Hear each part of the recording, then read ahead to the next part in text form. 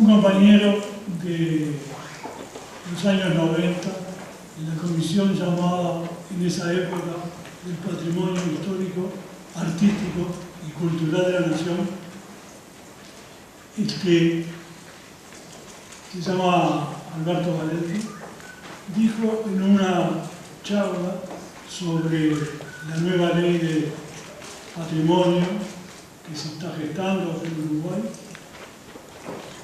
que nosotros somos obreros del patrimonio. Yo me afilio a esa denominación y a esa actividad. Hemos desarrollado en los lugares que nos han dado lugar tareas relativas al patrimonio, tareas al pensamiento sobre el patrimonio, a la investigación sobre el patrimonio, al desarrollo del patrimonio y a trasladar a los más jóvenes la idea del patrimonio, que es cambiante, por suerte cambiante, ¿verdad? Porque hay gente entonces que toma esas ideas y son portadores de el designio que significa el patrimonio, con lo cual el patrimonio sigue siendo un elemento vivo. Nosotros ahora vamos a presentar en esta primera parte, vamos a escuchar al antropólogo Fernando Villafuerte Medina, que viene de Cusco, Perú. O sea que nosotros en estas reuniones vamos a tener disertantes de Latinoamérica y de Europa, España y también Portugal. El primer disertante entonces, Fernando Villafuerte Medina, es director del CRESPIAL, que es el Centro Regional para la Salvaguardia del Patrimonio Inmaterial de América Latina. Y bueno, él nos va a hablar sobre lo que está aquí marcado, el patrimonio cultural inmaterial como activo para el turismo cultural.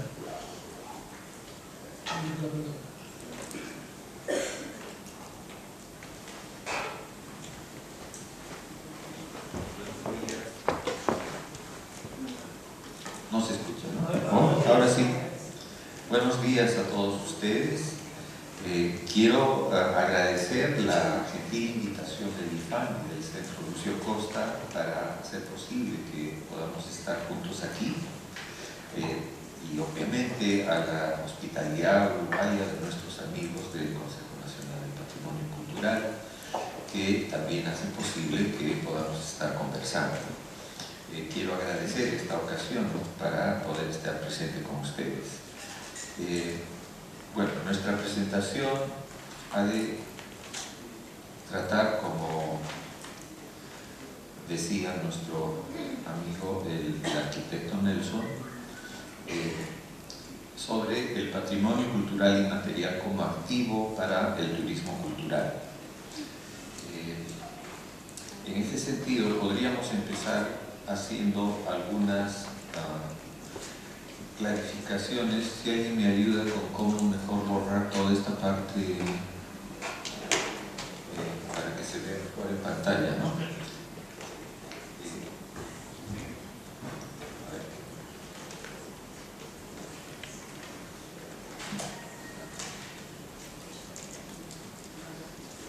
Gracias. Una breve delimitación sobre lo que entendemos por turismo cultural y patrimonio cultural inmaterial. Y no lo considero una cuestión ociosa, porque lo que vemos es que el turismo como tal es un largo proceso que se viene experimentando de manera más intensa en lo que podríamos decir casi los últimos 60, 70 años. Y el patrimonio cultural inmaterial como concepto, como corpus teórico, teórico-práctico, tampoco tiene demasiado tiempo. Es producto de una convención con una data muy específica. Empecemos entonces esta exploración. El turismo cultural como tal surge desde preocupaciones de UNESCO sobre protección de bienes culturales. Y el contexto es la posguerra europea, que afecta no solo a Europa, sino también a otros continentes, pero que tiene como un punto de partida desde UNESCO relacionado con la Convención del 54, que, bueno, si hacemos memoria, se refería a tráfico ilícito que está teniendo una impronta muy fuerte en muchos países, y ya para el 72 se amplía con la Convención del 72 sobre Patrimonio Mundial. La idea básica del turismo cultural surge como la idea, con la interrogante de cómo conservar los monumentos históricos ante el surgimiento del turismo en masa. Y esto está ligado desde el principio con concepciones imperantes sobre el desarrollo. ¿Qué entendemos en los 50, 60 sobre desarrollo? Es una mirada profundamente economicista. No sé si a ustedes los han aburrido, pero no deja de tener su lado interesante las teorías, por ejemplo, de Roscoe sobre el despegue económico, etc. Bueno, allí hay esa mirada que es fundamentalmente económica, es bastante mecánica sobre las etapas del desarrollo, etc. Pero el turismo cultural no se queda en esa mirada y también empieza a experimentar una cierta evolución que de la dimensión principalmente económica se amplía hacia las dimensiones socioculturales. El patrimonio cultural inmaterial podríamos decir que es hija de la Convención del 70, pero también de la gran convención de UNESCO, que es aquella para la protección del patrimonio mundial, cultural y natural, la que en corto decimos la Convención del Patrimonio Mundial. Y esta convención también experimenta toda una evolución, en el sentido de que empieza con un énfasis que podríamos denominar básicamente monumentalista, pero que se va sofisticando en su propio accionar, en el propio accionar del surgimiento y relativa consolidación de una arquitectura internacional. Y como ustedes ven, a fines del siglo XX, la noción de patrimonio mundial natural y cultural ya incorpora dimensiones importantes relacionadas con paisajes, biodiversidad y prácticas culturales tradicionales. Es decir, la transición evolutiva de bienes muebles e inmuebles, monumentos históricos, paisajes naturales, en su materialidad evoluciona hacia una consideración de pueblos y comunidades con identidades y memorias históricas específicas. Es decir, se va perfilando, si bien no está formalizado todavía en ningún tratado, una distinción entre los componentes material e inmaterial, entendiendo esto como una cuestión analítica, porque en términos prácticos todos sabemos de que lo material y lo inmaterial están unidos indeslizablemente en la práctica cotidiana de los pueblos. Entonces, en tal sentido, tenemos esa pequeña historia que enmarca, digamos, cómo las gentes en el mundo, a través de los gobiernos y de las sociedades, pues van aprendiendo a tratar ciertos temas sobre el patrimonio cultural. En 2003 se da la Convención de Salvaguardia del Patrimonio Inmaterial. Allí, un pequeño paréntesis, un tratado internacional es una convención. Es decir, hay países que se adhieren a un conjunto de acuerdos que se han ido madurando a través de años. Y en ese sentido, todas las convenciones de UNESCO, algunas más que otras, tienen una influencia gravitante en los modos de gestión cultural de los países y en sus arquitecturas institucionales de acción sobre el patrimonio. Los países conservan su soberanía, pero el momento que adhieren a una convención, obviamente tienen que relacionarse con esta convención que da un marco general para todo el mundo y que encuentra su especificidad en la aplicación de una u otra convención en el país. Y hay ciertamente estilos muy disímiles para tratar los puntos allí acordados. pero los países también conservan su propia soberanía. Si bien hay mecanismos de expresión de los órganos de gobierno de cada convención que pueden indicar, por ejemplo, que tal cosa está en peligro y que puede perder cierto estatus que había ganado en un momento dado. Patrimonio inmaterial. Aquí leamos la definición tal cual está en el texto de la Convención. Patrimonio cultural inmaterial son los usos, representaciones, expresiones, conocimientos y técnicas, junto con los objetos, artefactos y espacios culturales que les son inherentes, no podemos separar lo material de lo inmaterial, que las comunidades, grupos e individuos reconocen como parte integrante de su patrimonio cultural. Este patrimonio cultural inmaterial se transmite de generación en generación, es recreado constantemente y por las comunidades y grupos en función de su entorno, su interacción con la naturaleza y la historia, infundiéndoles un sentimiento de identidad y continuidad. Como es un texto seguido, a ver, disolvámoslo de tal modo que lo podamos mirar un poco con más comodidad. Entonces tenemos de que el PCI se manifiesta en 5 ámbitos principales: tradiciones y expresiones orales, incluida la lengua. No se ponía la lengua, digamos, en un sentido fuerte, y esto es porque ustedes tienen que recordar que una convención, en tanto que tratado internacional, es también una larga negociación sobre los estados de acción sobre el patrimonio en muchos países. Y como sabemos, en muchos países la cuestión de la lengua tiene mucho que ver con la mayor o menor unidad nacional de diferentes pueblos que pueden estar en un Estado-nación. Entonces, obviamente, la lengua era un punto complicado para decidir si ingresaba a parte entera con todos los requisitos como ámbito. Y la verdad es que se dice la lengua como vehículo del patrimonio cultural y material, pero no la lengua como, digamos, un ámbito específico.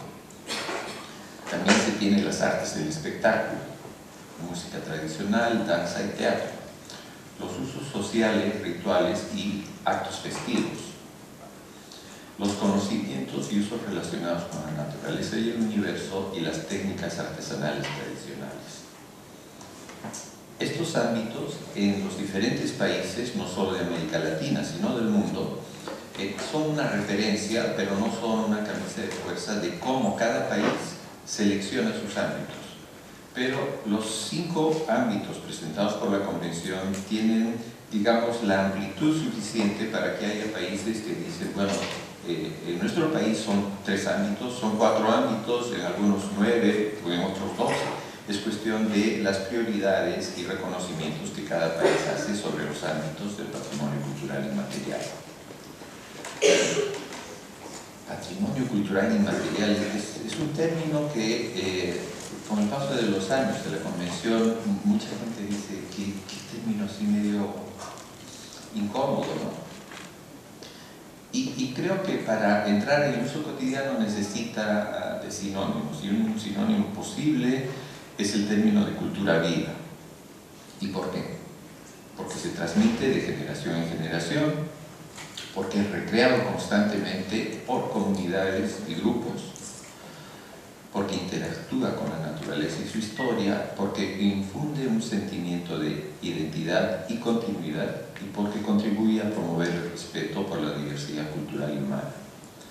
Esto de generación en generación es particularmente importante, porque si no es parte de los procesos de socialización primaria entre las gentes y las diversas generaciones, esto deja de estar vivo, ¿no es cierto? Ese patrimonio cultural y material, si experimenta debilitamientos y rupturas, puede estar en peligro.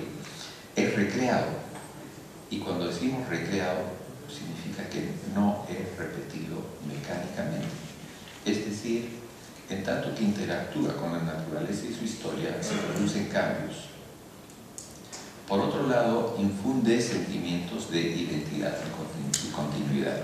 El mundo actual, y ustedes miran lugares en donde hay mayores o menores armonías sociales, tienen positiva o negativamente una relación muy fuerte con la manera como la identidad actúa dentro del terreno político, económico, cultural, ¿no? Y la continuidad no es una continuidad, como decía, rígida, sino es una continuidad que tiene una tensión constante con el cambio. Y contribuye al respeto de la diversidad cultural y humana.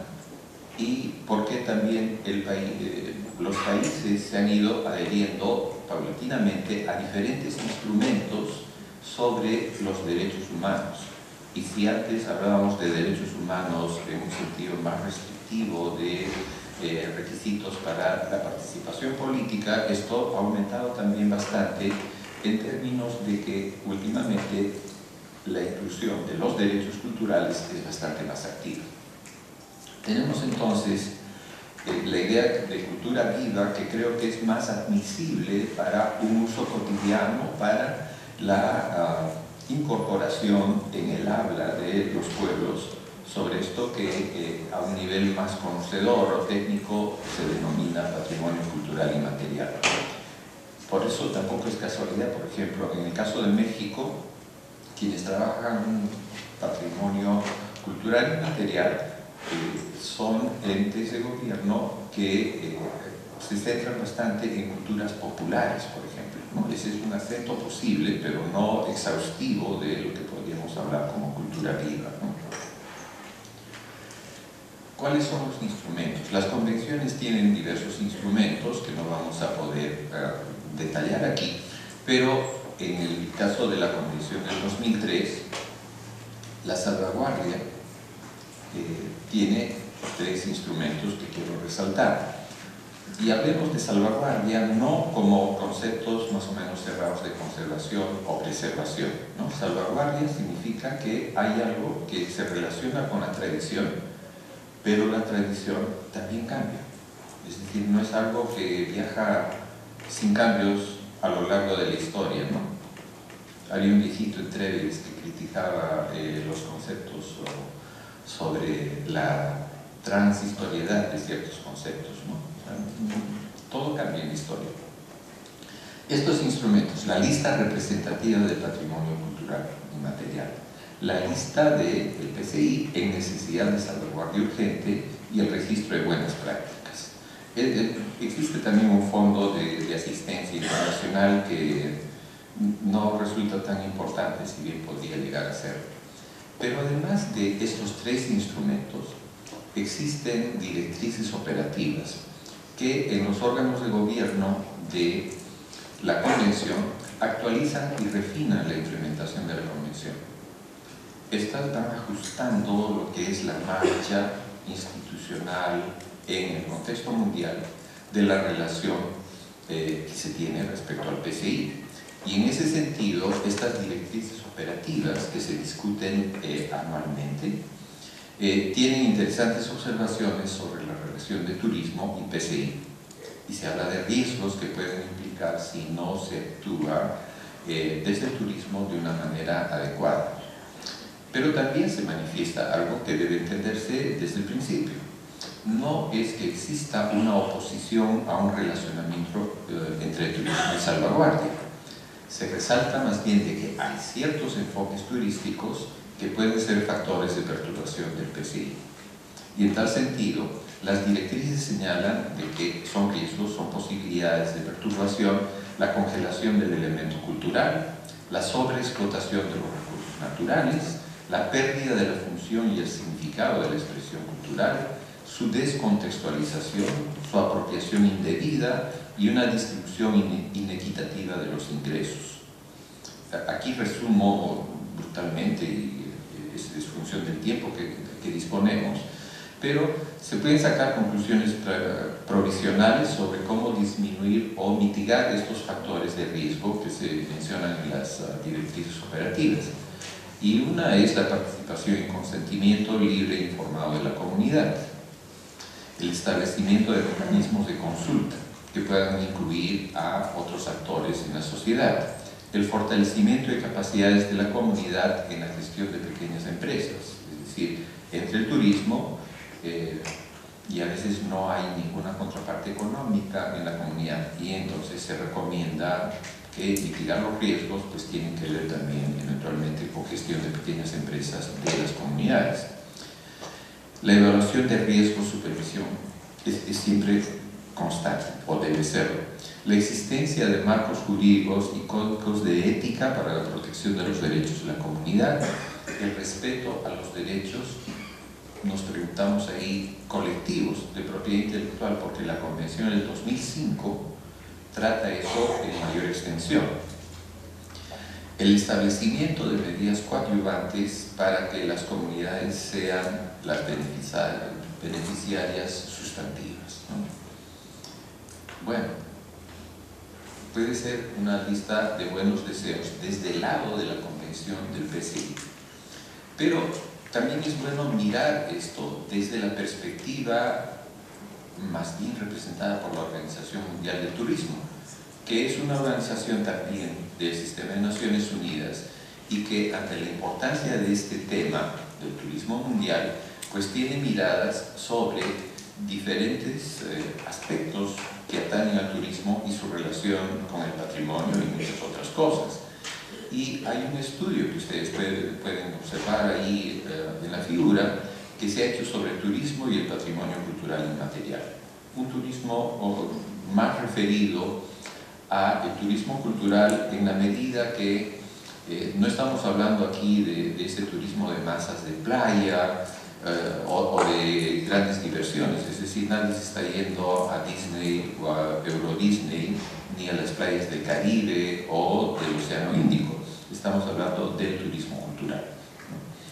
Y en 2013 hay un interesante estudio que produce la Organización Mundial del Turismo y dice que el PCI puede ser un activo de los productos del turismo cultural, lo cual se implementaría a través de creación de espacios culturales o instalaciones construidas al efecto que sirvan para exponer el patrimonio, la combinación y enlazamiento de atractivos turísticos para crear un conjunto temático con mayor atractivo para el mercado.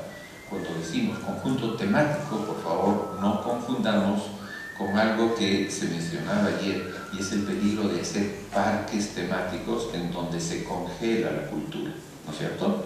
Ahí tengamos cuidado. El desarrollo de nuevas rutas, circuitos o redes del patrimonio. Aquí nuestro amigo Marcelo Brito es un impulsor importante de los itinerarios culturales en esta parte este de América Latina, y es un trabajo que ya tiene algunos frutos, no solo por lo que hace Marcelo, sino muchos de ustedes, pero que puede desarrollarse bastante más. La utilización de circuitos existentes o revitalización de redes, como las rutas de peregrinación. Y esto, sin ser exhaustivos, también implica utilización y revitalización de festivales y eventos. O sea, existen elementos culturales que actúan con fuerza en la sociedad y hay que tener cuidado también con la revitalización, o sea, porque la revitalización mezclada al turismo puede también implicar ciertas sobreexplotaciones que hemos mencionado anteriormente, ¿no? Es decir, existe una tensión inherente que no hay que ignorar, sino más bien tratar de enfrentar positivamente. Es decir, no es cuestión de encerrarse en una posición opositora que nos deje un poco más separados que antes. No que esto sea fácil, porque toda relación también incluye elementos de poder. Y si este poder tiene expresiones en donde hay mucha desigualdad, pues las cosas no son tan simples, ¿no es cierto? El estudio de la Organización Mundial del Turismo también identifica retos y estrategias de gestión que recomiendan entender nexos. Es decir, siempre es bueno tener ideas claras de qué es PCI y qué es turismo cultural, porque a veces si es que no hay una relación comunicativa más o menos clara, estamos inventando fantasmas en el otro lado, ¿no? Y sobre eso hay que tener cuidado. Definir productos turísticos es también importante, porque si no se tiene un producto turístico más o menos delimitado, pues pueden haber ahí ambigüedades y dinámicas que a veces no son controlables. Identificar a los agentes interesados y crear los mecanismos de participación. Mantener la autenticidad, forjar asociaciones, fijar límites de cambio aceptables. Esto es bien importante porque la relación turismo-cultura viva, pues va a cambiar cosas. ¿Qué cosa es aceptable para la comunidad? ¿Qué cosa es la búsqueda de beneficios a través del turismo cultural que tienen sus actores específicos? Si no tenemos alguna idea sobre eso, podemos estar jugando a aprendices de brujo, ¿no? Y hay que tener cuidado. Conciliar educación y entretenimiento. No hay nada más aburrido que una propuesta rígida sobre turismo cultural, ¿no? O sea, no se trata de tener así una especie de cuestión tan idealizada sobre el patrimonio cultural que terminamos congelando eso que es valioso de una cultura viva, ¿no? Anteponer el beneficio a largo plazo al beneficio inmediato. Ahí yo confieso de que eso es, como dicen los gringos, wishful thinking, ¿no?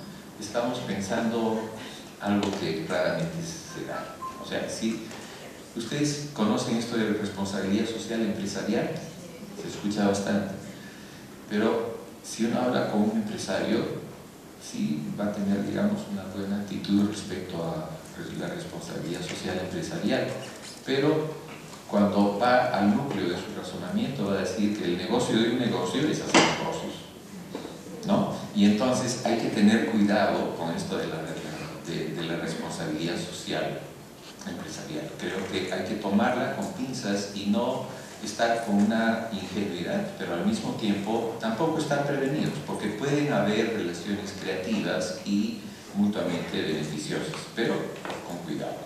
Garantizar el dinamismo cultural, ahí volvemos a cuánto se rigidifica, cuánto se congelan las expresiones culturales en su encuentro con el turismo, y establecer sistemas de investigación y seguimiento.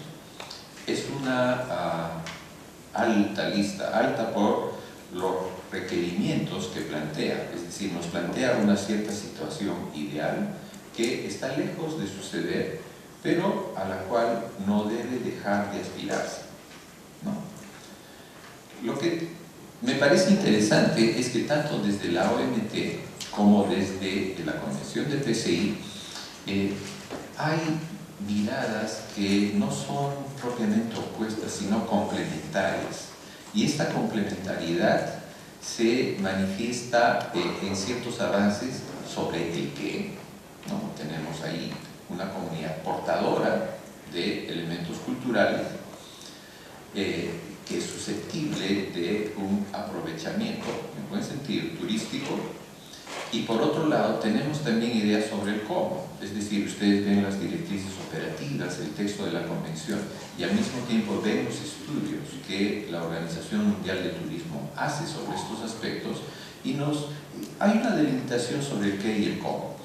Pero creo que lo que sí hace falta es tener de manera más concreta marcos reguladores o políticas articuladoras de esta relación PCI turismo cultural.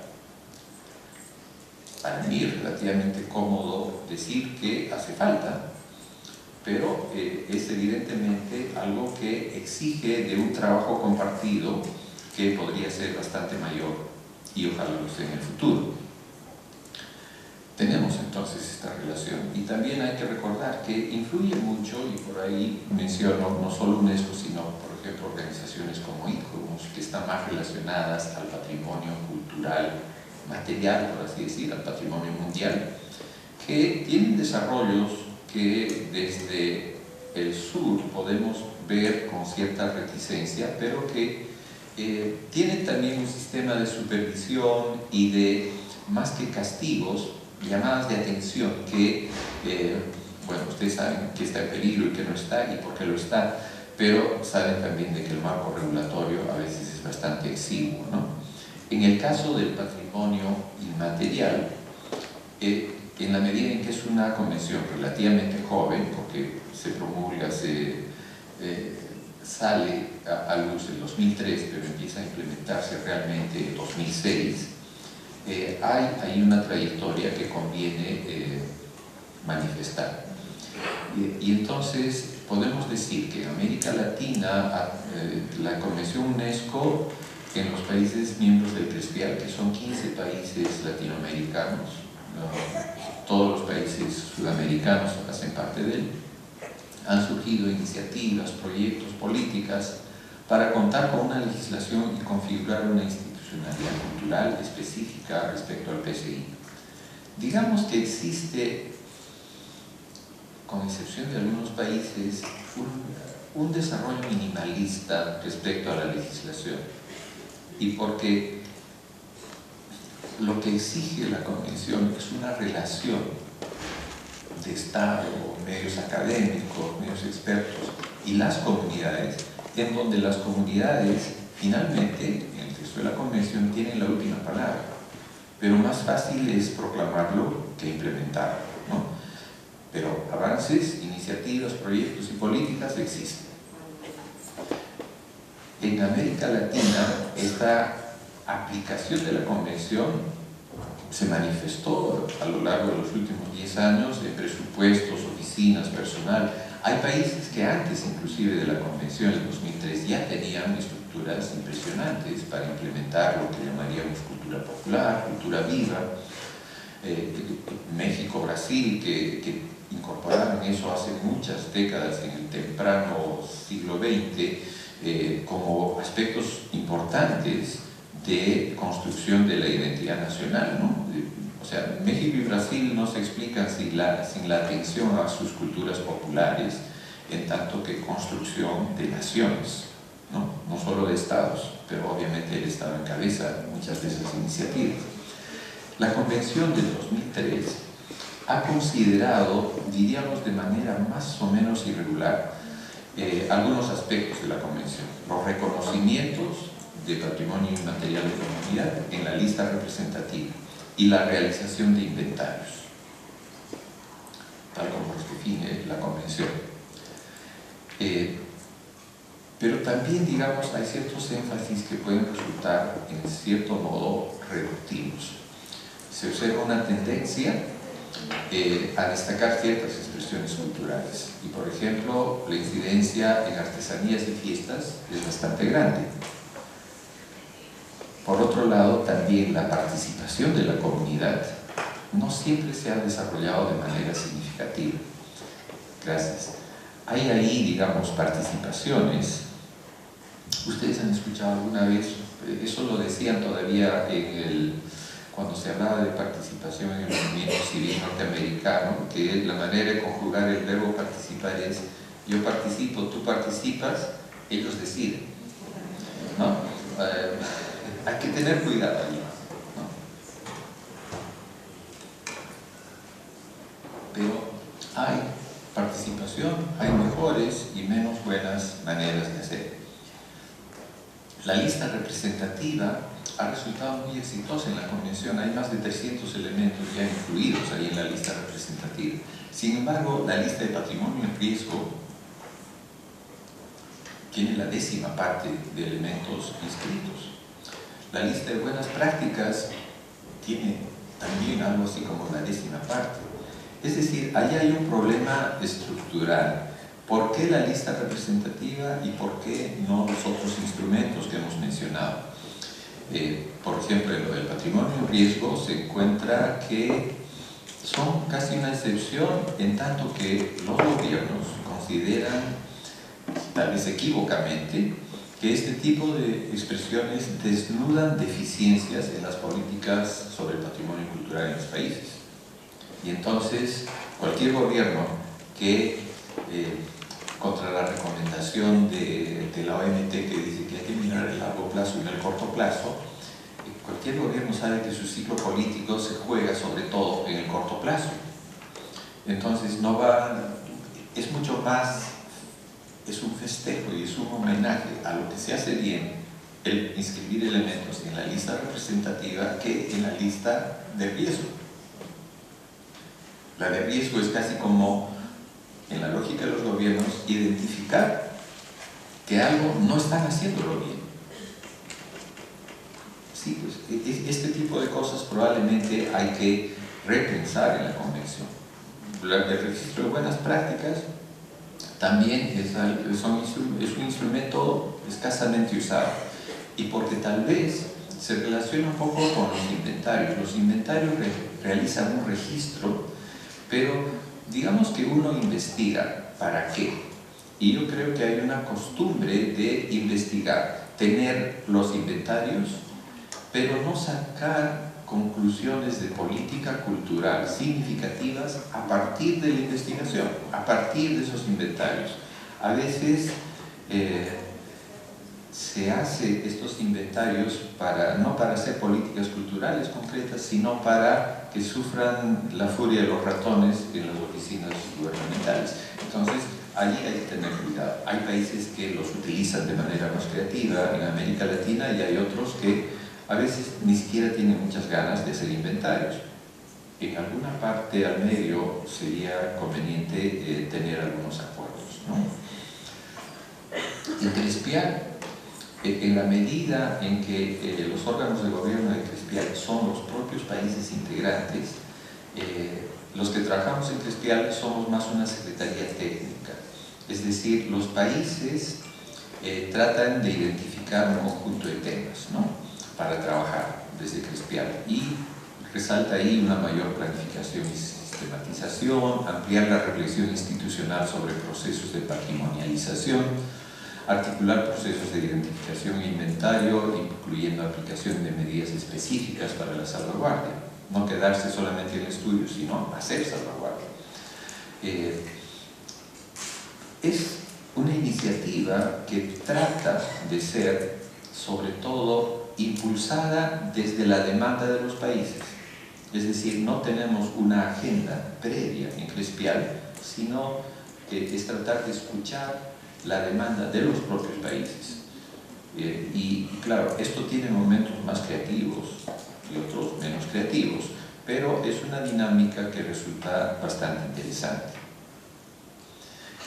De esto también surgen algunas invitaciones para encuentros. Por ejemplo, patrimonio cultural inmaterial tiene mucho que ver con paisaje cultural, tiene que ver con todo ese lado de cultura viva, de patrimonio inmaterial, que está presente en territorios y en espacios culturales específicos. Todo este encuentro entre la noción de territorio, que es también tan fundamental para hacer un turismo cultural significativo para las comunidades, tiene allí todo un campo de trabajo. Y aunque no lo menciono, también puedo señalar que por el lado de la Convención del 2005, la relación de patrimonio inmaterial en algunos de sus ámbitos, como en artes del espectáculo o en artesanías tradicionales, también tiene un encuentro importante con lo que podríamos llamar las industrias culturales, que son un tema más tratado en la Convención del 2005 de promoción de la diversidad cultural. ¿Y por qué es esto? Porque en algún momento el crecimiento económico también va a generar cambios en las comunidades que producen artesanías, o en las comunidades que están, digamos, desarrollando artes del espectáculo. Las nuevas tecnologías ahora permiten que en realidad, si uno tiene un buen aparato en casa, pueda sacar sus CDs y comercializarlos. Es decir, los umbrales de industria y actividad comunitaria son bastante más difusos, y ahí también hay un territorio que conceptualmente se necesita trabajar más, ¿no? El turismo cultural en América Latina, creo que hay que reconocer que en realidad antecede a la convención, inclusive antecede a la convención del 72, que ya tiene sus buenos años. El próximo año van a ser 45, ¿no? Que es la convención fuerte, ¿no? Lo que habría que señalar ahí es que existe el sector cultural, existe el sector turismo en los países, y las ópticas a menudo son diferentes. Hay relaciones entre turismo y cultura. por ejemplo, los reconocimientos de espacios arqueológicos es algo que se trabaja hace muchas décadas. Y creo que hay logros importantes de esa dimensión turística que ha proyectado sobre el mundo, más allá de América Latina, una imagen relacionada con culturas prehispánicas, a las cuales podría añadirse culturas coloniales y republicanas, ¿no? Y creo que estamos en un lugar que atestigua bastante de justamente esa relación de continuidad histórica, continuidad y cambio en realidad. Se tiene también cuestiones importantes en la relación turismo cultural y patrimonios culturales en las ciudades patrimonio, ¿no? Las ciudades patrimonio están muy bien organizadas en el mundo y hay ahí toda una relación entre cultura y atractivos turísticos y estas tradiciones que mencionaba. En los últimos años existen también una relación que trata de vincular más el turismo cultural con poblaciones indígenas. También se habla del turismo pro-pobres, ¿no? Bueno, tengo algunas dificultades con esos términos porque hay pobres en muchos sentidos, ¿no? No solo en el económico. Pero bueno, hay diferentes turismos que desde una óptica cultural se vienen trabajando, ¿no? El propio turismo pro-pobre, el turismo rural comunitario, el turismo verde, existe también un turismo naranja que vincula el patrimonio inmaterial con industrias creativas. Es decir, hay un campo fértil y en ebullición, de alguna manera, respecto a lo que es el turismo cultural. Y tratando de tener un énfasis más respetuoso también en las comunidades, ¿no? Y algo que no se debe olvidar, las comunidades receptoras del turismo tienen una amplia expectativa. Yo soy antropólogo y los antropólogos a veces somos tan conservacionistas de la cultura viva que parece que quisiéramos entrar en el futuro de espaldas, ¿no? Es decir, mirando solamente al pasado y tratando de hacer eso que es peligroso, el congelamiento de la cultura viva. Esto como autocrítica. No voy a criticar a mis amigos arquitectos.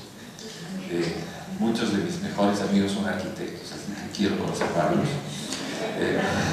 Pero el asunto es que las comunidades no se hacen esas preguntas finas que a veces nos hacemos los arquitectos, los antropólogos. Ellos viven condiciones específicas y desde su cotidiano y desde, no digamos supervivencia, pero desde la reproducción de sus economías y sus culturas, entienden que todo tiene posibilidades positivas, pero también riesgos. A veces se mira, por ejemplo, al campesino como alguien inherentemente conservador. Y si se mira el conjunto de lógicas y estrategias de supervivencia que tienen los campesinos, tienen un portafolio muy amplio y son administradores de cosas seguras, pero también de cosas muy riesgosas en la reproducción de su unidad familiar. Y entonces todo el mito del campesino conservador un poco que queda derrumbado si es que uno mira realmente cómo admiten un portafolio de opciones, no solo económicas, pero que comportan seguridades, pero también comportan riesgos, así como un moderno corredor de bolsa o un inversor de bolsa que tiene un portafolio que dice, esta es segura, entonces uno, en los términos de negocio es mi vaca lechera, pero que por el otro lado también está invirtiendo, por ejemplo, en acciones tecnológicas de punta, y claro, puede caer, pero también puede ganar 100 veces lo que invirtió. Es decir, el campesino, curiosamente, se parece más a un inversor de bolsa que al común de los ciudadanos clase medieros que existimos buscando seguridades. Y creo que eso es importante para realmente entender cómo la relación entre PCI y turismo puede discurrir. Es un diálogo de información y creo que hay que admitirlo como tal. Y en esto hay varios temas y voy a tener que correr aquí porque creo que ya me estoy gastando todo el tiempo. Hay algunos temas, ¿no?, en donde hay que ver bien lo de la promoción turística cultural. La participación comunitaria y ciudadanía es algo que se tiene que tomar muy en cuenta. No es un halago gratuito, pero creo que países como Uruguay tienen en América Latina un desarrollo ciudadano muy interesante, más avanzado que el promedio, y entonces la participación comunitaria discurre por formas en donde, digamos, la desprotección de las propias comunidades es bastante menor, comparativamente hablando, que otros países de América Latina. Y en ese sentido es siempre un punto importante el tener esta relación de participación y ciudadanía. Ciudadanía es un término que está fuera de la convención, pero creo que está implícita en el actuar, y también debe estarlo en términos de turismo cultural, como creo que en el buen turismo cultural, el turismo bien entendido, efectivamente lo está desde hace un buen tiempo. La revisión del contexto político-social es súper importante, ¿no? Entender que en algunas comunidades portadoras hay pobreza, desigualdad y exclusión.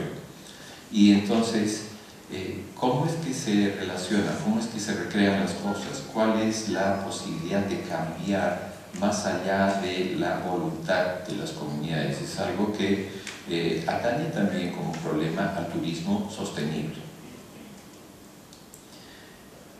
De manera muy esquemática y desde una perspectiva de PCI en la que trabajo, pareciera de que son dicotomías, ¿no? El PCI hace énfasis en la comunidad, en la visibilidad de los procesos socioculturales, el énfasis en la identidad, la relación de territorio y socialidad, y el turismo, énfasis en el individuo, lo cual puede ser discutible también, en tanto que el producto turístico trata de tener, digamos, paquetes que son producto de un marketing social, visibilidad del producto en relación al mercado, énfasis en el valor frente al otro y la relación con el territorio, que se relaciona mucho con el término denominación de origen, pero no exclusivamente.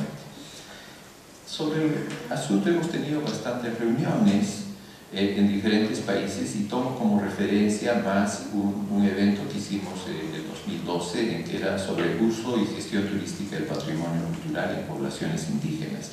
No es generalizable a toda América Latina, pero sí tiene que ver mucho, sobre todo si las poblaciones indígenas son también relacionadas con las poblaciones afrodescendientes en América Latina, en donde tenemos también una importante presencia cultural. Sobre patrimonio inmaterial, actores y política, pues decimos que los procesos de patrimonialización surgen de una relación compleja, ¿no? Y que los portadores deben ser protagonistas, pero también lo es el Estado y el medio académico. Los pesos en la fórmula son bien importantes. Y allí todo este asunto de las listas representativas que comportan procesos de patrimonialización, es decir, de formalización de todo un conjunto de expresiones culturales, son importantes y pueden ser positivos, pero también llevan peligros, porque estamos en una situación en donde se supone que las comunidades portadoras del PCI son protagonistas y responsables de su acervo cultural. Pero al mismo tiempo la patrimonialización exige de la presencia del Estado, y al patrimonializar no se puede hacer sin el Estado, y entonces puede ahí ocurrir procesos de expropiación de la expresión cultural por parte del Estado, ¿no? O sea, cualquier Estado también busca, incluso en una lógica democrática, procesos de encuadramiento. Y a veces se encuadra tanto que se termina expropiando a las comunidades de su propia expresión cultural. Entonces allí hay que tener bastante cuidado, ¿no? Y es un campo político. O sea, las relaciones de poder, cuando se encuentran actores con desigualdades marcadas, es algo que se debe tomar en cuenta. Algunos gobiernos lo hacen de mejor manera y otros lo hacen bastante desde arriba y con coreografías participativas que a veces son bien poco participativas finalmente, ¿no? la implementación de políticas, bueno, son muy diferenciadas y creo que son expresión de los procesos de ciudadanía e inclusividad institucional que existen, porque en sociedades latinoamericanas algo más democráticas, pues hay mayor participación. Como decimos en la sierra, en los Andes, cuanto más ciudadano seas, menos te van a pisar el poncho, es decir, menos te van a poner en una situación subalterna, ¿no? Y eso es bien importante de entender. El grado de participación política en ese sentido es crítica. Los inventarios. Creo que los inventarios son importantes y hay modos de trabajar los inventarios. Y hay que evitar el peligro que en las burocracias siempre existe de hacer los inventarios para que después se queden en gavetas, ¿no? El ejemplo brasileño es interesante porque incluye una noción que relaciona el proceso de salvaguardia con el inventario mismo y utilizan la palabra el tombamiento, que es el opuesto del castellano, o sea, no se trata de tumbar nada, sino más bien de levantar información para actuar, ¿no es cierto? Y eso es bastante... Ajá. Sí, y bueno, entonces en las políticas de patrimonio inmaterial y turismo creo que la intersectorialidad es ya casi bueno, un recurso simplista de mencionarlo, pero habida cuenta también de las diferencias de influencia y además un Estado, a ver, la ley de oro de la política es que el que tiene el oro hace la política, y el sector turismo pues tiene muchísima más plata que el sector cultura, y además existen visiones de que cultura es gasto y turismo es inversión, y creo que ahí hay que cambiar mucho las cosas para construir diálogos efectivos, ¿no? El otro asunto es que contra lo que se piensa existe bastante menos de indicadores que nos permitan construir diálogos y comunicaciones efectivas. ¿Por qué los indicadores? No es por una cuestión puramente técnica, porque entre cultura y turismo es necesario crear parámetros y lenguajes comunes, porque tenemos lenguajes diferenciados y entonces es bastante difícil a veces encontrarse. Allí la cuestión mediadora de los profesionales puede ser muy interesante, pero siempre es un asunto a debatir y de tratar de conseguir, ¿no? Y bueno, también hay que mencionar de que hay convergencias en esta relación de turismo sustentable, turismo cultural con el PCI. Y no quisiera terminar sin dejar de mencionar de que la convención del PCI es en muchos sentidos tributaria en sus virtudes y defectos de la convención del 72. O sea, se ha tratado de hacer algo un poco distinto, pero hay dinámicas que ya han venido influenciando también las relaciones del sector turismo con el sector patrimonio. Y digamos que hay muchísima más legislación y regulación en lo que hace a el patrimonio material que el patrimonio inmaterial. Y no me parece que sea muy fácil producir legislación para turismo cultural y PCI por una razón simple, que no se puede legislar y construir sobre sociedades que tienen culturas vivas y en donde siempre va a haber, digamos, dinámicas sociales complejas. Cuando tenemos la materialidad de ciertos monumentos y no se ha estado relacionando mucho esto con las comunidades adyacentes, que a veces son portadoras y a veces ya no son portadoras de un pasado cultural importante, es más difícil producir legislación. En términos del PCI, la verdad es que UNESCO todavía está en una etapa suave del asunto, que está más relacionado con códigos de ética y no tanto todavía con legislaciones y marcos regulatorios que traten de articular el PCI con toda una otra serie de actividades, en donde también hay que mencionar que no es solamente con el sector turismo que hay que relacionarse, sino también con educación y economía, creo que existe a veces una situación vergonzante desde cultura respecto a la economía, y la verdad es que la economía mueve también sectores importantes de nuestro Producto Interno Bruto. Pero como no tenemos bien los indicadores, tenemos pues esa actitud así como que de estar disminuido, que somos solo gasto a veces, ¿no? Bueno, hay mucho que hablar sobre eso y creo que en este momento, más que amarrar y cerrar la presentación, los dejo ahí y espero que haya suscitado algunas preguntas que me gustaría responder. Gracias.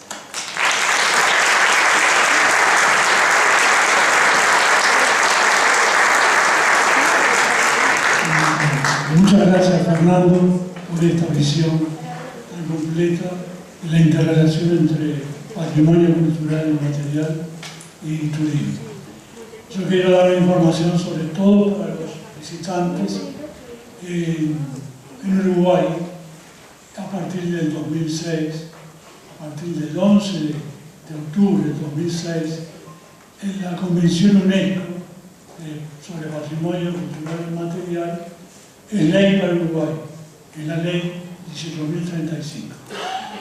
Ahora abrimos entonces el modulito para, digámoslo, porque tenemos unos minutos para preguntas y posicionamientos sobre el tema que ha planteado Fernando.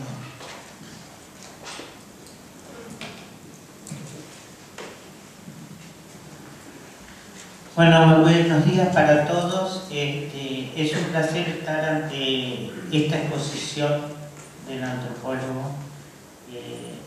Yo quisiera terminar en una pregunta, pero evidentemente Colonia del Sacramento ha tenido la suerte de que cuando se trabajó para la designación del Patrimonio de la Humanidad estuviera alguien relacionado con el folclore y la investigación tradicional, que es el señor Asunzao. Con todas las críticas que se puede hacer, evoluciones o no, digo, nosotros tenemos el antecedente del patrimonio inmaterial en lo que es el folclore, después la cultura tradicional popular y por la transmisión oral. A partir de que cambian toda la industria, la tecnología y todo, no podemos hablar de folclore porque no se transmite oralmente, sino que tenemos la ayuda de la tecnología para saber quiénes son sus portadores y quiénes los utilizan. Evidentemente el patrimonio inmaterial es sobre el uso de las cosas materiales, es el porqué, ¿no? Es en función de qué están hechas las cosas materiales, para entender un poco lo que es el patrimonio material.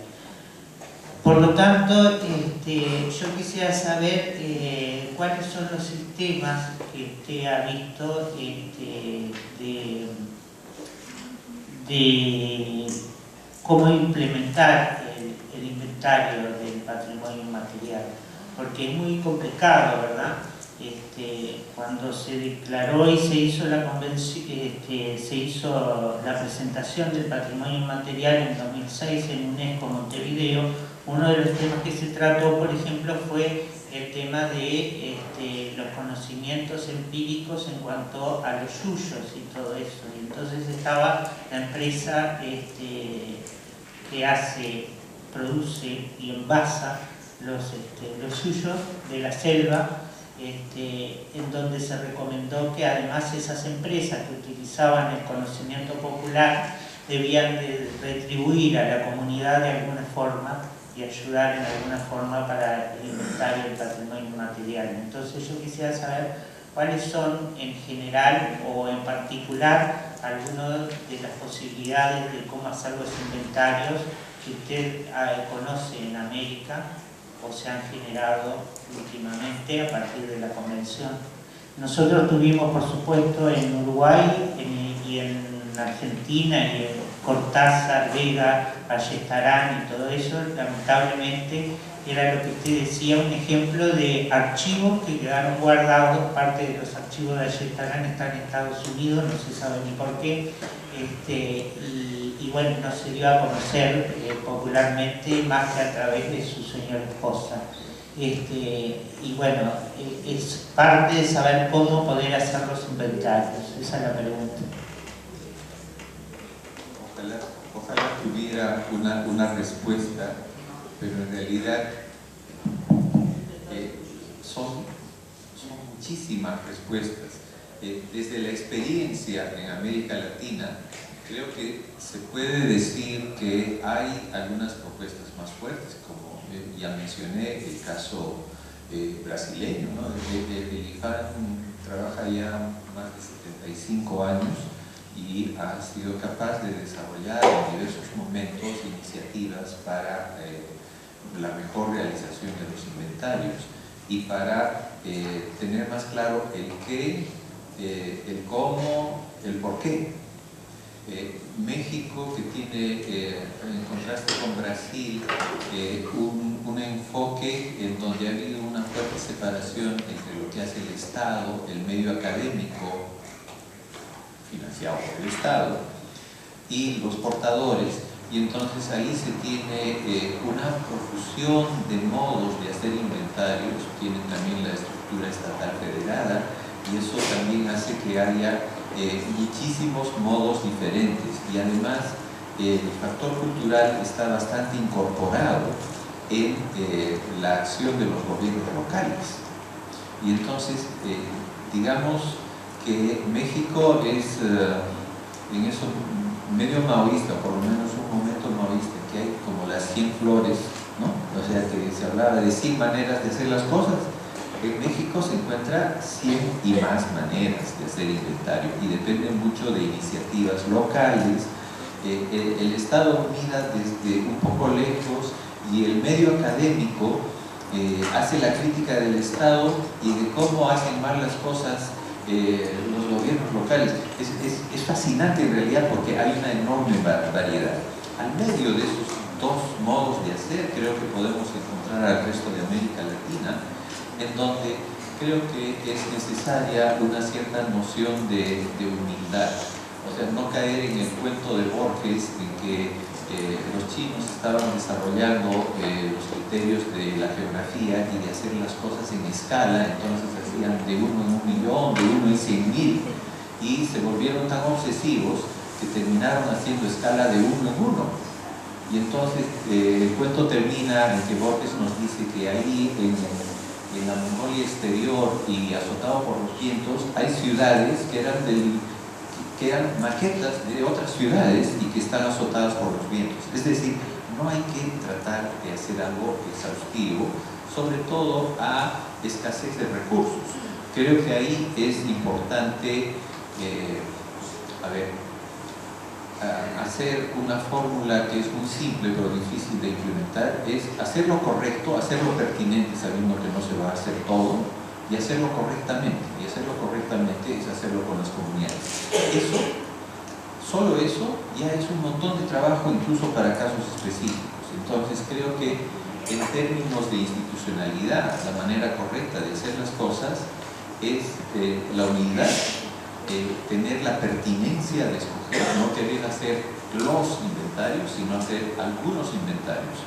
El avanzar en este tipo de hacer correctamente los inventarios creo que nos puede dar tipologías y maneras de trabajar mejor con las poblaciones, y puede hacer que el Estado también tenga aprendizajes de relacionamiento con las comunidades y de salvaguardia de las expresiones culturales, porque hay muchos estilos. Hay también muchos estados en América Latina que su verdadera manera de hacer inventarios es con miras a la inscripción del elemento cultural en la lista representativa. Esta es una manera que a escasez de recursos parece una solución pragmática, pero no es, digamos, la más deseable. Pero, en fin, o sea, sería ideal poder decir la mejor manera, pero creo que cada lugar, cada elemento cultural y cada comunidad no tiene la fórmula. No es como en el taylorismo que decía la mejor manera de hacer ciertas cosas en el proceso industrial. En el proceso cultural no existe la mejor manera.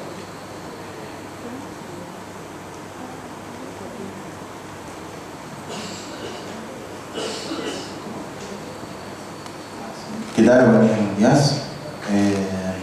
Uruguayo, coloniense, y bueno, una pregunta media general, ¿no? que me parece que vos más que nada debes conocer, porque Perú no es excepción, y es una duda también que tienen muchos colonienses, ¿no? ¿Qué es el impacto monopólico de buquebús?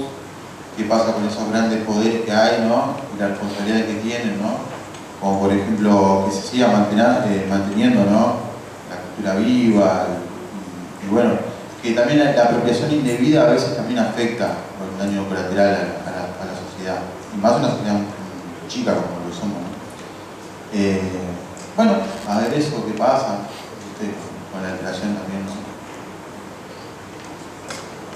Bueno, digamos que ahí hay una pregunta que incorpora todo lo humano y lo divino, ¿no? Vivimos en sociedades determinadas, pero no exhaustivas ni exclusivamente por el mercado. Pero digamos que el lugar del mercado ha crecido tanto que vamos a encontrar situaciones en las que podemos entender de que hay apropiaciones indebidas, pero intervenciones indebidas sobre el patrimonio material o inmaterial, y sobre lo cual es poco lo que se puede hacer, ¿no? Y por eso creo que es siempre importante entender que patrimonio, y no solo respecto a turismo, sino muchas otras actividades, se dan en el campo político, económico, ¿no? Sí, pues, en realidad estamos tratando no de hacer ni una antropología, ni una arqueología, ni una arquitectura de rescate, pero el sentir de que hay peligros que acechan todo el rato es pues necesario, ¿no? Eso es tan cierto en Uruguay como en Perú o en México, sociedades latinoamericanas que pueden ser tan distintas pero que enfrentan problemas parecidos. Y creo que, relativamente hablando, el turismo cultural ha ofrecido algunas miradas y algunas respuestas que son algo más aceptables, inclusive para el núcleo duro de los conservacionistas de patrimonio.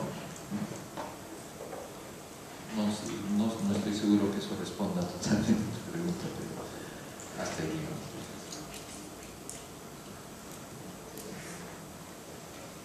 Estava relutando se ia perguntar ou não, mas vou perguntar. Falar de turismo cultural implica em pensar o que é o turista cultural, ou quem é o turista cultural. Na perspectiva de trabalhar o patrimônio como um ativo para essa atividade, significa articular a dimensão material e a dimensão imaterial desse patrimônio nessa atividade. Para o turismo seria, aliás, a pergunta é, para o turismo seria o mesmo que dizer conhecimento estaria para o patrimônio material, assim como experiência estaria para o patrimônio material na atividade turística?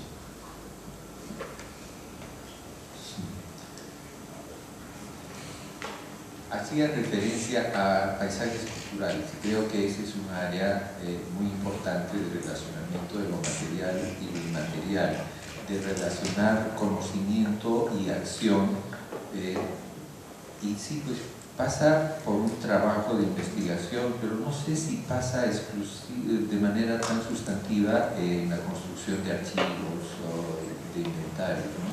Creo que los seres humanos aprendemos desde la tradición y, como mencionas, desde las experiencias, ¿no? Y el turismo cultural sí, pues tiene en realidad bastantes tipos de turistas, y ese es un tema que no hemos tocado aquí. Para hablar de la situación en mi tierra, en Cusco, hay una mirada totalmente orientada al turismo cultural que viene principalmente del norte, de Europa y de Estados Unidos y crecientemente de Japón y de China. Y sin embargo, se deja a su suerte un sector del turismo cultural que es el turismo interno, nacional, y que en el caso del Cusco, que recibe un par de millones de turistas al año, en realidad nunca es menor que una tercera parte de esos 2 millones de turistas. Sí, hace falta identificar turismos culturales, porque el turista cultural de la propia nación creo que mira de maneras diferentes, creo que los productos turísticos son distintos y porque también las capacidades económicas son distintas. Y lo peor que puede suceder es que terminemos con un turismo cultural de primera, de segunda, de tercera. También hay jóvenes de todo lado del mundo que vienen con un presupuesto que no excede los $10 diarios. Y entonces se alojan en lugares en donde pagan alojamiento por $3, se las arreglan para gastar $5 en comida y $2 para el trago y las drogas, ¿no? Y bueno, pues sucede, ¿no? Entonces, pero hay turismos culturales, y es turismo cultural, o sea, no es solo entretenimiento. Y creo que esas diversas dimensiones del turismo cultural son importantes y creo que estamos mirando en algunos países demasiado afuera y muy poco adentro, porque la constitución también de una cultura nacional, por así decir, pasa por el encuentro de las diversidades internas.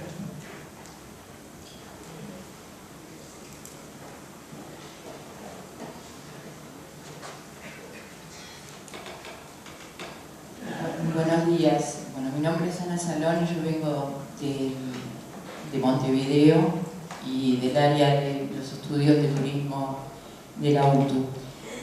Así como hay una diversidad de miradas sobre el turismo y sobre el patrimonio, hoy no hay un perfil de turista que uno pueda decir este es un turista cultural, este es un turista de sol y playa, o sea que el perfil del turista que marca la OMT es un perfil para las estadísticas, ¿verdad?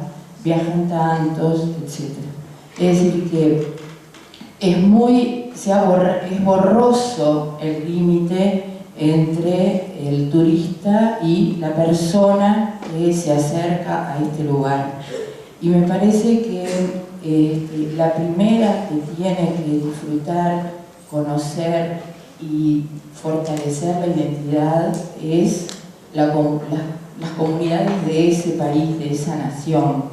Y a uno le pasa muchas veces, a mí me pasó en Perú, que la guía que me recorrió otros lugares que no eran Machu Picchu, nunca había ido a Machu Picchu a pesar de ser una licenciada, porque ella nunca había tenido las posibilidades económicas de conocer ese lugar. Y también en lugares como nosotros nos pasa que a veces los que vivimos acá no conocemos distintos lugares del país. Entonces, acá me parece que el turismo interno es sumamente importante, no solamente porque disfruta de los derechos de una comunidad que ha mantenido ese patrimonio, porque si las comunidades no mantienen el patrimonio, el turismo se acaba, ¿verdad? La gente no va a lugares donde no hay un patrimonio valioso, sea natural, sea cultural. Si ellos no tienen ese derecho, no disfrutan, por un lado es una gran injusticia y crea esas rispideces que a veces pasan entre las comunidades receptoras y los visitantes. Pero en segundo lugar, y muy importante, si yo conozco, cuido y además promuevo, o sea que el vínculo del adentro y del de afuera se mejora y se promueve todo esto, ¿no? Y creo que hay que aprovechar todos los públicos. Aquel que es experto y viene porque sabe, y aquel que lo descubre por primera vez porque vino otra cosa y lo descubrió.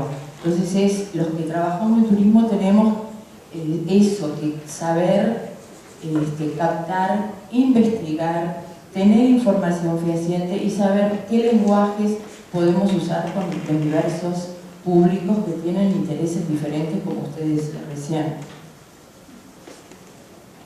Sí, estamos totalmente de acuerdo. Creo que hay un trabajo importante, no solo desde la Organización Mundial de Turismo, pero también desde el sector turismo, de diferenciar a esos distintos tipos de turistas, ¿no? La gran división, turismo interno, turismo proveniente del exterior, no es suficiente. Y creo que también pasa por parte de la comunidad receptora de ser más consciente y más activa respecto a los impactos turísticos que percibe. Porque, y puesto que tú conoces Cusco, lo que existe, por ejemplo, para el que trabaja en turismo, es una conciencia de que el turista viene y hay que servirlo lo mejor que se pueda, pero también se dan condiciones laborales, digamos, en las empresas turísticas que hacen que el más empeñoso trabajador pues se sienta defraudado en sus expectativas. Entonces empiezan a haber ahí relaciones que no son necesariamente las mejores. Digamos, no se necesita ser totalmente servil, pero hay ahí ciertamente un nivel de recepción que es importante trabajar, y los impactos a veces son difíciles. Yo no vivía en Lima, viví en Lima más bien décadas, y me viene el trabajo para el Cusco y bueno, escojo eso. Y por ejemplo no podía alquilar un departamento bien hecho porque empieza a haber un cierto tipo de turista que maneja lo cultural, pero también que tiene sus cosas New Age, por ejemplo, y se queda en el Cusco a veces por 6 meses, 1 año. Y eso significaba que mi salario no alcanzaba porque no podía competir con esa gente que está alquilando o tratando de alquilar departamentos similares al que yo buscaba. Entonces, hay toda una dinámica que el turismo genera que necesita ser estudiada con más cuidado. Y porque el turismo cultural no acaba de ser solamente cultural, es también de entretenimiento, y entonces el hacer una especie de seminarios postdoctorales en una ruta turística puede resultar fatal, ¿no? Entonces hay toda una serie de asuntos que se pueden profundizar y tratar mejor. Creo que en algunos lugares sí lo hacen. Siguiendo con mi antipática misión de ser moderador, me preguntaron, voy a pedir que haya una última pregunta para que conteste nuestro compañero ya, Fernando, y después tenemos un intervalo para el café, creo. Fernando, no digo, Marvielma de Venezuela. Interesantísimo el debate que se genera en la actividad turística, un poco en este escenario, ¿no?, que significa el turismo cultural. Yo miré un poco más allá, hablando de un proceso, de un sistema de economía cultural que se da. En mi país en este momento estamos en un proceso de transformación de esa economía rentista absolutamente petrolera, que es histórica, de la cual dependemos mucho. Y como necesariamente, a propósito del tema petrolero, tenemos que abrir nuevos campos para entender la sociedad y la economía. Pero el tema turístico me preocupa mucho, sobre todo perfilándolo desde lo social, el rol que vienen jugando los actores que participan en ese proceso de la economía. En este caso, con el tema del PCI, lo que es el patrimonio cultural y material, me preocupa mucho, y quería tu comentario de cómo ha influido mucho esas influencias que tú las has descrito en algunos momentos, en algunas preguntas, en cómo se transforma el sujeto que vive en el lugar, el sujeto que es cultor, el sujeto que es portador de una un bien patrimonial o una tradición o un conocimiento, cómo en su día a día, en su cotidianidad, termina transformando ese papel o ese rol que juega como portador. Y el turismo cultural, porque no está claro cómo llevarse en algunos lugares, cómo las políticas van construidas incluso y siempre tributan a ese turismo globalizado, a ese turismo europeo que es el que condiciona, por ejemplo, el tema que acabas de hablar con el alojamiento en un sitio para alquilar, que queda condicionado a lo que es el turista. Donde yo vivo, por ejemplo, no lo condiciona el turismo cultural, lo condiciona el turismo estudiantil. Por ejemplo, son grandes universidades que condicionan cómo se establece el mercado del alquiler para que el que es estudiante o es investigador, etcétera, etcétera. Entonces, un poco eso, ¿no? Profundizar en el impacto social de los actores verdaderos y reales de una comunidad, que además son portadores patrimoniales del turismo cultural, para la reflexión. Sí, es un tema realmente muy amplio. Empezaría por algo que has mencionado, y es que el turismo aplicado, el turismo cultural aplicado a sectores educativos, es decir, no solamente de estudiantes universitarios, es decir, hay que ir incluso al nivel mismo de primaria. Creo que hay iniciativas en todos nuestros países de hacer, o sea, de que nos conozcamos en nuestra diversidad. Y eso es bien importante. Creo que en el terreno educacional se puede hacer muchísimo más de lo que actualmente se hace, y es cuestión de poner en acción instancias estatales que puedan generar flujos de grupos poblacionales, a veces muy jóvenes y otras veces, bueno, lo que existe en varios países en América Latina es que los servicios de seguridad social trabajan, por ejemplo, con personas de tercera edad. Y hay también programas muy interesantes, y mucha gente que hace esos programas de turismo cultural ya arriba de los 65, o sea, como que sienten que han perdido años porque no pudieron hacerlo antes. Es decir, hay ahí toda una serie de demandas insatisfechas que a nivel interno habría que tomar en cuenta. Ahora, sobre los impactos sociales del turismo sobre las comunidades receptoras, hay de todo, pues, ¿no? Es decir, dentro de un espectro que va desde la cosmopolitización de la comunidad receptora hasta lo que podría ser una especie de repliegue identitario, en donde la gente se vuelve muy refractaria a recibir gente de fuera. Pero también hay otros que desde adentro quieren volverse como la gente de fuera. O sea, entre ese arco, entre esa diversidad de reacciones, creo que hay que tener mucho cuidado. Y ahí también quisiera hacer una diferencia. Por ejemplo, en lo que hace a patrimonio mundial, se habla del valor universal, se habla de la autenticidad, se habla del valor extraordinario. En términos de PCI, en realidad, no se está buscando una definición de autenticidad, no se está buscando ni el valor extraordinario ni el valor universal. O sea, lo que se está buscando es una dinámica que surge desde las comunidades, que crean algo que es específico en términos de expresión cultural, de elemento cultural. Y eso pasa desde lo más humilde hasta lo más visible, digamos, ¿no? Y que puede trascender las fronteras de la comunidad, tanto a nivel nacional como internacional. Y entonces ese tipo de discusión es algo que todavía no se ha asimilado suficiente respecto a cultura viva, patrimonio inmaterial, porque siempre estamos mirando, y tal vez somos demasiado turismocéntricos en términos de nuestras expresiones culturales, ¿no? Lo cual puede ser en algunos casos algo muy bueno, porque además creo que no hay pueblo, no hay comunidad que sea capaz de florecer encerrada, ¿no? Pero al mismo tiempo esas aperturas a veces producen fenómenos de desculturización y de una especie de cosmopolitismo vacío, ¿no? Creo que hasta ahí les puedo responder, podríamos hablar mucho más y van a haber momentos en este día y mañana, ¿no? Muchas gracias.